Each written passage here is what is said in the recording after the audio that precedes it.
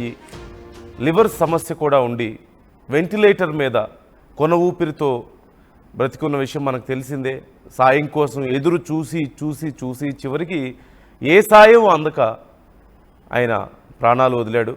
ఈ నేపథ్యంలో ఆయన మృతదేహాన్ని కుటుంబ సభ్యులు ఆయన ఇంటి వద్దకు తీసుకొచ్చినట్లుగా తెలుస్తుంది. ఈ నేపథ్యంలో ఆయన కూతురు, ఆయన భార్య, కుటుంబ సభ్యులు, బంధువుల రోదనలతో ఆ ప్రాంతం అంతా కూడా మిన్నంటింది. గుండెలు పగిలేలా ఏడుస్తుంది ఆయన భార్య.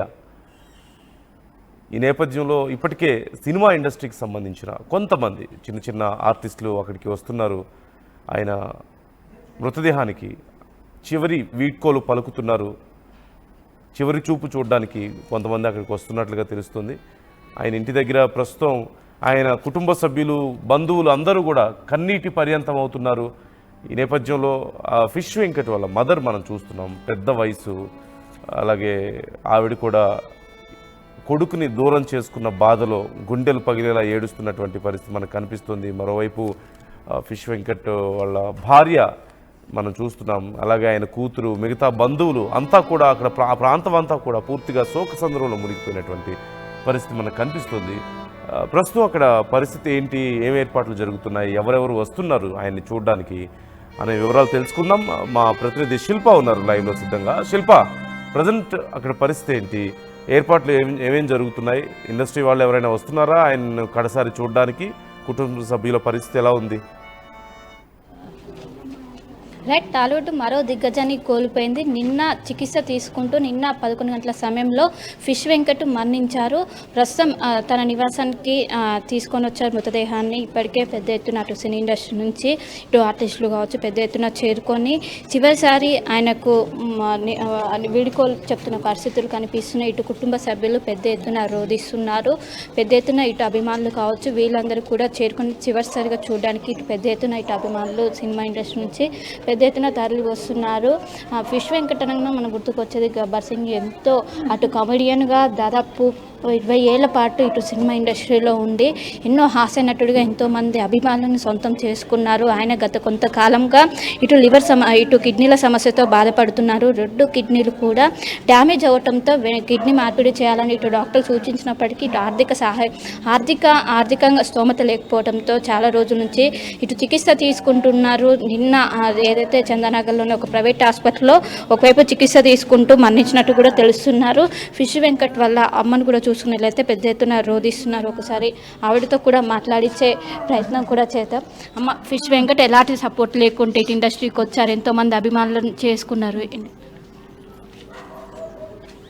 అందరినీ దోశ చేసుకుంటాడమ్మా, అందరితోనే మంచిగా ఉంటాడు. అన్నా అన్నా అని మన మాట మంచిగా అన్నా ఏదనా అన్నా ఏదనా అంటే ఆ మాటకి వాళ్ళు మస్తు మురిసిపోతురమ్మా. నా కొడుకు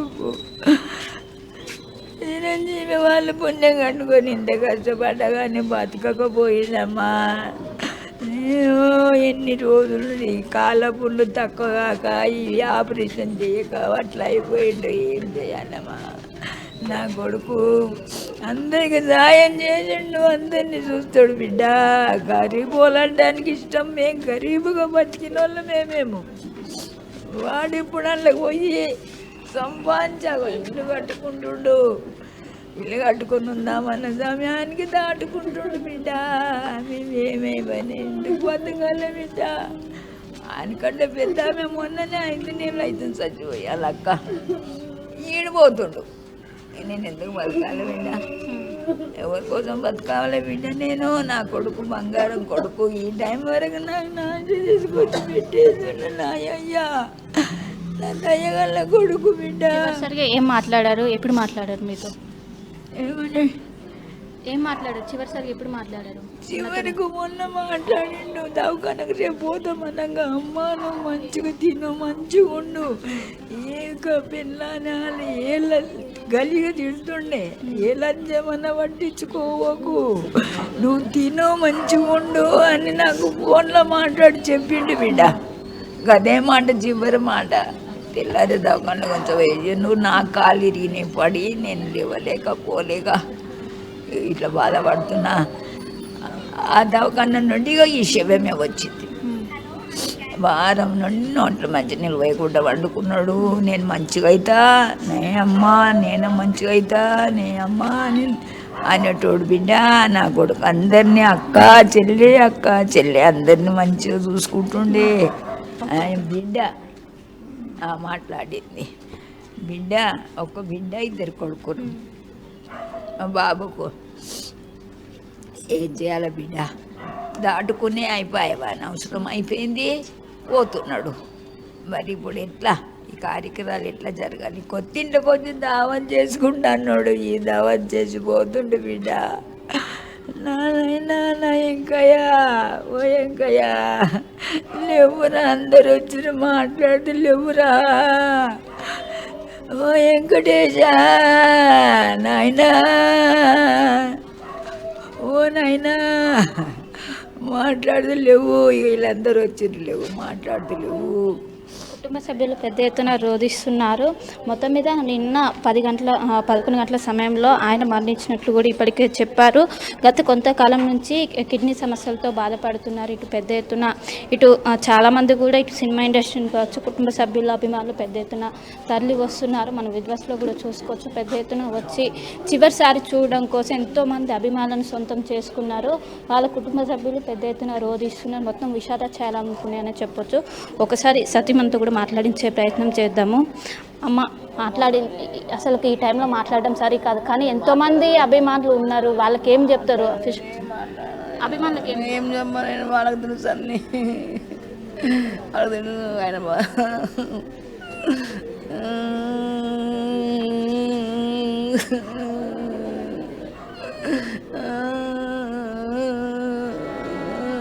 చూసుకోవచ్చు. పెద్ద ఎత్తున మొత్తం కన్నీటి పర్యంతం అవుతున్నారు. ఇటు కుటుంబ సభ్యులు కావచ్చు, అదేవిధంగా అభిమానులు కావచ్చు, పెద్ద ఎత్తున తరలి వస్తున్నారు. ఇంకోవైపు మన విద్వస్లో కూడా మరి కాసేపట్లోనే అంత్యక్రియలు కూడా జరిగే అవకాశం ఉంది. ప్రధానంగా ఇటు గబ్బర్ సింగ్ చాలా సినిమాల్లో ఎంతో గుర్తింపు తెచ్చుకున్నారు. ఎంతో గుర్తింపు తెచ్చుకొని ఫిష్ వెంకట్గా తన ముద్రను చాటుకున్నారు. పెద్ద ఎత్తున కూడా ఇక్కడికి వస్తున్నారు. మీరేమవుతారు? నేను తమ్ముడిని అవుతాను. నాకు తమ్ముడు అవుతారా? సో ఎలాంటి సపోర్ట్ లేకుండా ఇండస్ట్రీకి వచ్చారు. తనకంటూ ఒక ప్రత్యేకమైన గుర్తింపు తెచ్చుకున్నారు. చాలా మంచి గుర్తింపు తెచ్చుకున్నారు మా అన్నగారు. కానీ ఇట్లా సడన్గా ఇట్లా అయిపోయిందని తెలియదు. అట్లా అని మేము వచ్చాము. ఇక్కడ హాస్పిటల్లో ఉన్నప్పటి నుంచి కొద్దిగా ఆయనకి హెల్త్ పరిస్థితి బాగా లేకుండా, దాని గురించి మేము ఇక్కడ వచ్చాము. అంటే డబ్బులు కూడా లేవంటే కూడా కొంత సినిమా ఇండస్ట్రీ నుంచి కూడా వచ్చాయి. సపోర్ట్ ఏ విధంగా ఉంది? సపోర్టు చేసిన వాళ్ళు చేశారు మేడం. అంతకంటే ఎక్కువ తెలియదు మాకు. నేను కజిన్ బ్రదర్ని అయితే దూరం నుంచి. మీరేమవుతారు? ఏం లేదు. సో చూసుకోవచ్చు, పెద్ద ఎత్తున వచ్చి ఇక్కడ చివరిసారి చూడడానికి పెద్ద ఎత్తున తరలి వస్తున్నారు. యూనివర్స్లో కూడా వాళ్ళ కుటుంబ సభ్యులు